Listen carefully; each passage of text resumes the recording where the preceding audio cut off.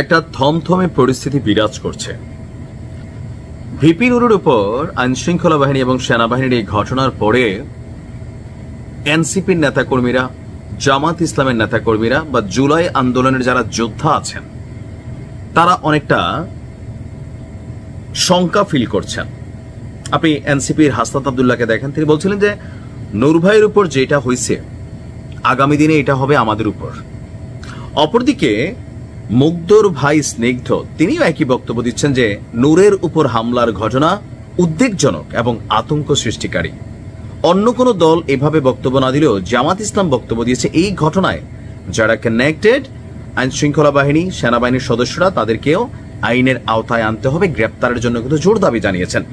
তো এই যে বিএনপি ছাড়া, বিএনপি নিন্দা জানিয়েছে, তবে এই ধরনের কোনো ভূমিকার কথা বলে নাই যে সেনাবাহিনী বা পুলিশের বিরুদ্ধে কোনো ব্যবস্থা নয়। তবে যেহেতু নূর বড় ধরনের আহত হয়েছে, এটার ব্যাখ্যা বিশ্লেষণ আছে, তারপরেও এটা এমন ঘটনা যেন না হয় এ নিয়ে স্বরাষ্ট্র উপদেষ্টার পদত্যাগ চাওয়া হয়েছে, কারণ তিনি নিরাপত্তা দিতে ব্যর্থ। আসিফ নজরুল ইসলাম স্যার মোটামুটি বারান্দা দিয়া পালাইছেন, পরিস্থিতি এমনটা তৈরি হয়েছিল ভবিষ্যতে আসিফ নজরুল স্যারের জন্য হয়তো খারাপ দিন আসবে, যেটা পরিস্থিতি তৈরি হয়েছে। এখন কেন সবাই ভয় পাচ্ছে? এখানে বেশ কিছু জিনিস কিন্তু কানেক্টেড। কেন সবাই ভয় পাচ্ছে? এক তো হচ্ছে গণমাধ্যমে বা সোশ্যাল মিডিয়াতে একটা প্রচারণা আছে, একটা ন্যারেটিভ আছে যে ডক্টর ইউনূস সরকারকে আমাদের সেনাপ্রধান চায় নাই, এমনকি ওনার একটা কন্ট্রোলিং আছে সেনাবাহিনীর উপর, যেহেতু তিনি সেনাপ্রধান।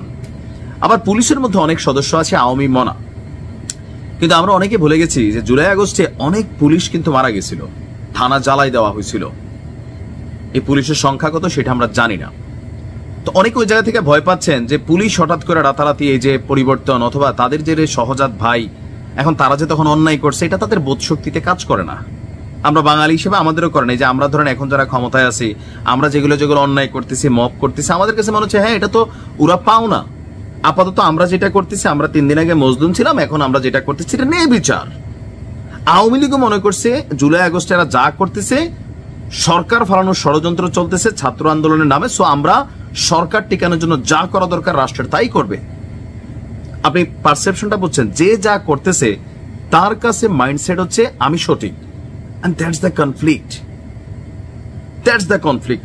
একসাথে একটা বিষয়ে সবাই সঠিক হতে পারে না, কেউ সঠিক কেউ ভুল।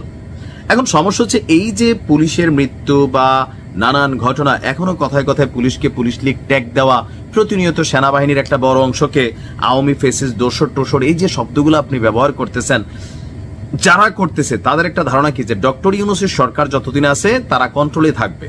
সরকার পরিবর্তন হয়ে গেলে ভাই এখানে টেনশন তৈরি হবে, কারণ গ্রেপ্তারের ক্ষমতা তো পুলিশেরই আছে। আইন শৃঙ্খলা মেনটেন্যান্স, সেনাবাহিনী, পুলিশ, তারা যখন এক সুতায় হাঁটবে, রাষ্ট্রের সাধারণ জনগণ আপনি কিতা করবেন? ওই যে মানে অনেকে বলেন ক্যান্টনমেন্টের ইট খুলে ফেলবো, এটি সম্ভব ভাই, ঝুলাই দিবে একদম ওখানে।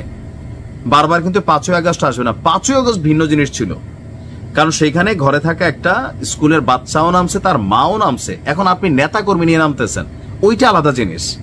এরকম বহুত বড় বড় মিছিল আওয়ামী লীগ একসময় কন্ট্রোল করে ফেলছিল, করছে না? ভাই সালাম ভাই ভাই, এরকম এরা করছে তো কেন? কারণ ভাইদের বিপরীতে যাওয়ার সুযোগ। এখন মুজিবদের নিয়ে অনেক কথা বলা যায়। তো এই পরিস্থিতিগুলা এনসিপি সহ জামাত সহ জুলাই যোদ্ধাদের জন্য শঙ্কার জায়গা তৈরি করতেছে যে এই সরকার ক্ষমতায় থাকতে যদি আইন শৃঙ্খলা বাহিনী এই লেভেলে ক্রিয়েট হয়ে যায়, তারা ভাবতেছে পুরোনা ঝাল মিটেছে, অথবা এই ঘটনাটা যারা করাইছে বা যারা ঘটাইছে তারা আওয়ামী ফেসিস্ট অথবা আওয়ামী দোসরদের সহযোগী বা সামহাও কেউ। আর এখান থেকে তাদের টেন্স হওয়াটা স্বাভাবিক। আওয়ামী লীগের নেতাকর্মীরা এখন প্রতিনিয়ত ইয়ানফসি কিন্তু মনে মনে করে, আবার সুযোগ পাইলে ইয়ানফসির জায়গায় কই আসছ তুই বের হয়ে বেটা আইসেলে তোর বাবারা, এরকম কিন্তু শুরু হবে।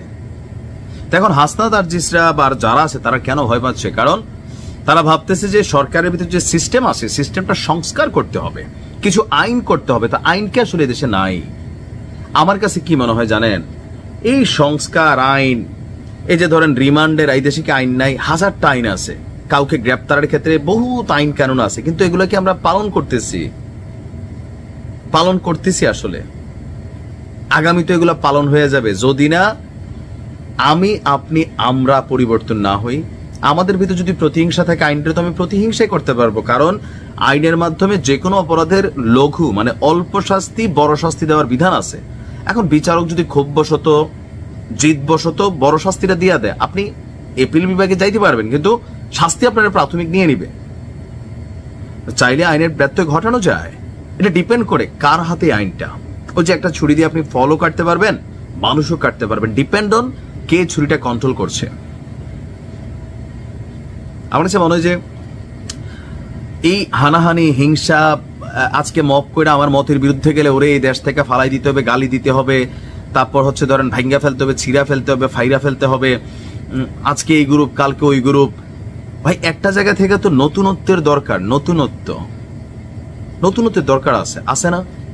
এই নতুনত্বটা আসলে কবে আসবে, কেমনে আসবে আমি নিজেও বুঝি না। এই যে যারা এখন শঙ্কায় আছেন, এতদিন কি বলা হয় যে আওয়ামী লীগ সংখ্যায় ছিল, এখন আবার তারা সংখ্যায়, আবার আওয়ামী লীগ সংখ্যায় আসবে, আবার কখনো বিএনপি সংখ্যায় যাবে। এই সংখ্যার খেলাটিকে আসলে শেষ হয় না। এই সবকিছু বাদটা দিয়া একটা সুষ্ঠু রাজনীতির ধারা, রাজনীতিতে পরিমার্জিত পরিশীলিত ভাষা, সম্মান দিয়া কথা বলা, এগুলোকে আসলে অ্যাপ্লাই করা সম্ভব না। যতদিন রাজনীতি থেকে পয়সার ধান্দার রেশা হবে ততদিন সম্ভব হবে না। কারণ জনগণের চেতনা বেচা অনেকেই জায়গাতে ওঠে, ওঠার পরে নিজস্ব চেতনা, নিজেদের জীবনযাপন, যেই জনগণের রক্ত বেচা ওঠে। আওয়ামী লীগ মুক্তিযুদ্ধ করছে, এখনো করে, কতটুকু আসলে অরিজিনাল ভ্যালু দিছে? এখন আওয়ামী লীগ যতটুকু দিচ্ছে রাইট না, ওইটাও তো নাই, বাস্তবতা এটা না। আবার ধরেন এই আওয়ামী লীগের সময় কেউ একটু দাড়ি টুপি রাখলে আমার তো জামাত শিবির বানিয়ে দিছে কতবার। তা আপনি আসলে কোথায় কারে কই থেকে কি করবেন? একটা পরিবর্তন দরকার সামহাউ। এটা একটা জায়গা থেকে পরিবর্তনটা দরকার, নয়তো আজকে আপনি শঙ্কা করবেন, কালকে সে শঙ্কা করবে, আবার পরশু আপনি শঙ্কা করবেন, এরপর দিন সে শঙ্কা করবে, মাঝখান থেকে জীবন ঝরবে। আর যারা পয়সা টয়সা কামাইয়া দেশ থেকে বিদেশ চলে যেতে পারবে, লাইফ সেটেল। এই দেশ থেকে বেঁচে টেচে যারা মানে মোটামুটি চলে গেছেন অনেকে, আল্লাহ সবাইকে ধৈর্য ধারণ করার তৌফিক দান করুক। ভালো থাকুন, আসসালামু আলাইকুম।